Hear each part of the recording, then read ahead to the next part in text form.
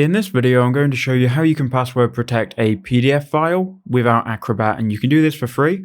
So as you can see here is the PDF document. If we open it, there's currently no password on it. So let's password protect it.